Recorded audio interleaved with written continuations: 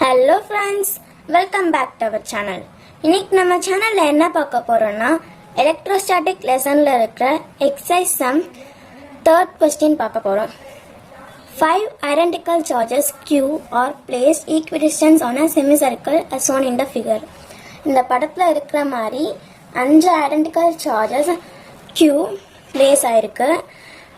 Another point charge Q is kept at the center of the circle of radius R. இன்னொரு point charge Q இந்த semi circle, இந்த சர்க்கிளுக்கு சென்டரில் place பண்ணியிருக்காங்க. அதோட radius capital ஆராக வச்சுருக்காங்க.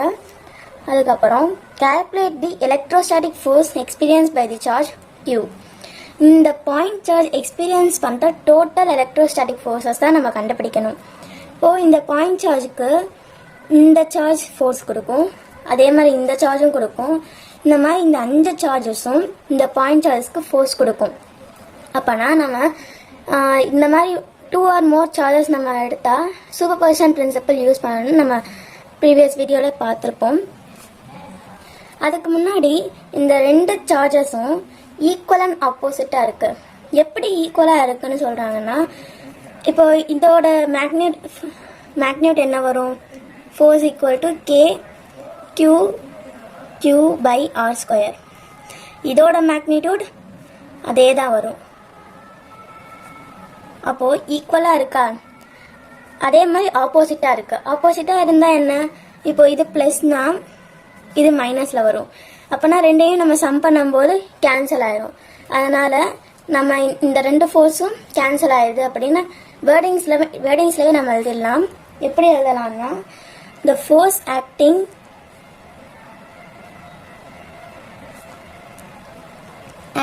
on a charge Q due to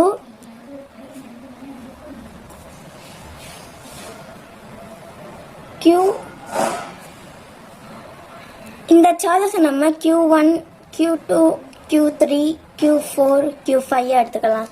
அப்போ தான் நம்ம ஐடென்டிஃபை பண்ணுறதுக்கு கரெக்டாக வரும். Due to Q1 and Q5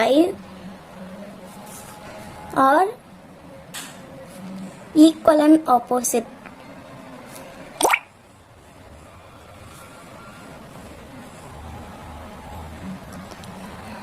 So they get cancelled.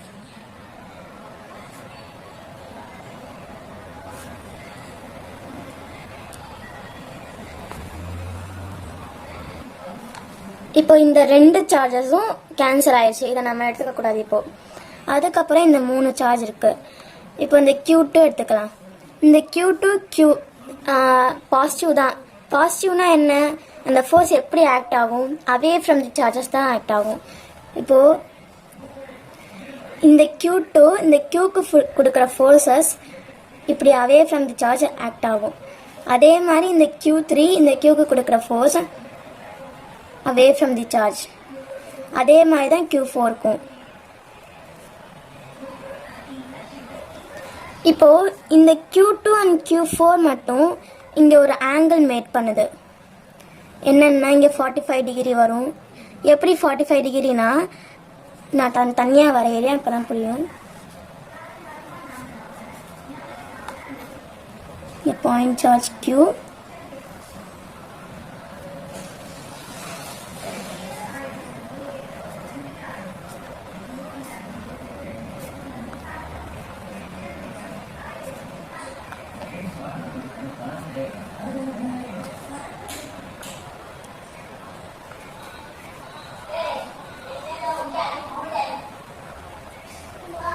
இப்போ இந்த வந்து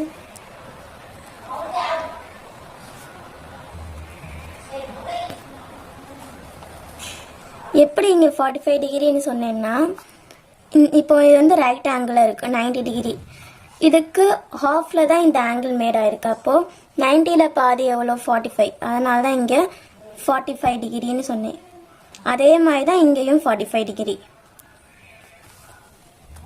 இப்போ இதில் வந்து ஆங்கிள் மேட் பண்ணுறதுனால இது வந்து 2 காம்பனன்ட்ஸ் ரிசால்வ் பண்ணும். என்னென்னா, ஃபஸ்ட்டு இந்த Q2க்கு மட்டும் பார்க்கலாம். Q2 வந்து இந்த பக்கம்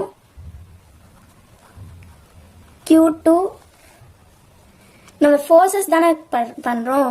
அப்போ இங்கே வந்து F2 வரும், இங்கே F4. அப்போனா காம்பனண்ட் ரிசால்வ் ஆகும்போது இங்கே F2 cos theta, இங்கே F3 sin theta. எப்பயுமே இந்த ஆங்கிளுக்கு பேஸாக இருக்கிறதுல தான் cos theta வரும், மற்ற சைடு தான் sin theta வரும். அதை ஞாபகம் வச்சுக்கோங்க. அதே மாதிரி இந்த F4ம் 2 காம்பனன்ட்ஸாக ரிசால்வ் ஆகும். எப்படி வரும்னா இந்த பக்கம் F4 cos theta, இங்கிட்டு F4 sin theta. இங்கே ஆங்கிள் மேடாக இருக்கிறனால இங்கே தான் நான் cos theta போகிறேன்.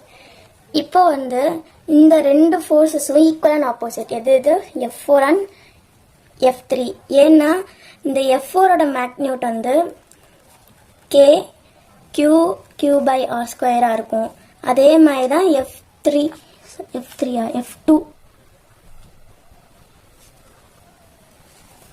F2ஓட மேக்னியூட் Q by R ஸ்கொயராக இருக்கும். அப்போது sin theta அப்போது எல்லாமே ஈக்குவலாக இருக்குது அண்ட் ஆப்போசிட்டாக இருக்கிறனால இந்த ரெண்டும் கேன்சல் ஆயிரும். அதை நம்ம எழுதிடலாம். F4 sin theta and F2 sin theta get cancelled.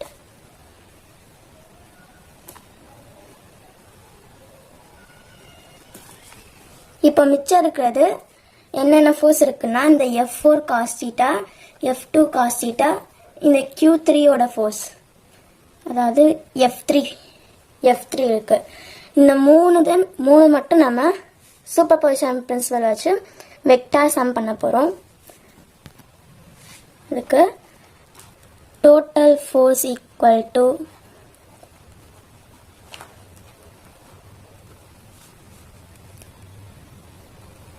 F3 இருக்கு plus F4 cos theta plus F2 cos theta. இப்போ F3க்கு Q by R square plus இதுக்கு Q by R square cos theta plus Q by R square cos theta.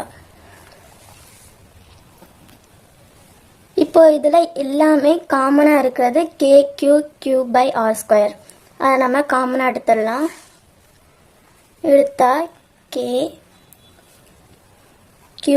Q by, sorry friends, இதோட radius வந்து capital R தான் இருக்குது. அப்போ நம்ம capital R தான் use பண்ணணும், ஸ்மால் ஆர் யூஸ் பண்ணக்கூடாது. R square. இப்போ இதிலேருந்து காமனாக எடுத்தால் இங்கே 1 வந்திருக்கு. இங்கே வந்து மிச்சம் இருக்கிறது cos theta, இங்கேயும் cos theta தான் மிச்சம் இருக்குது.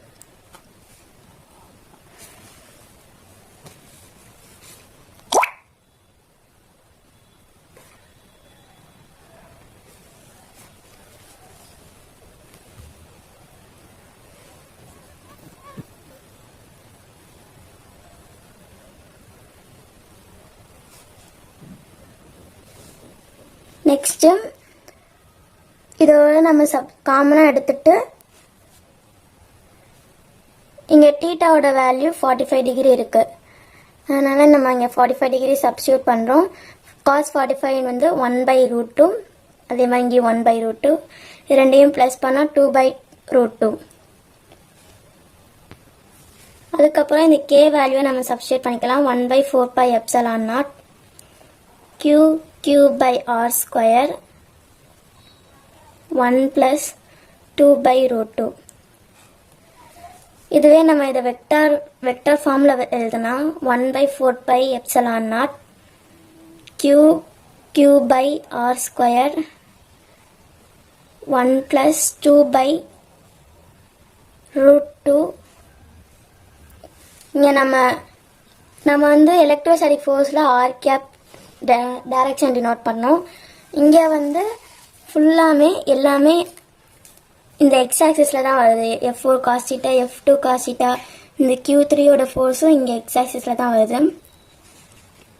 அப்போ எல்லாமே ஐ கேப், எக்ஸ் ஆக்சிஸில் வந்தால் இது ஐ கேப் தானே, அதனால நம்ம இந்த டைரக்ஷனை ஐ கேப் அப்படின்னு டினோட் பண்ணணும்.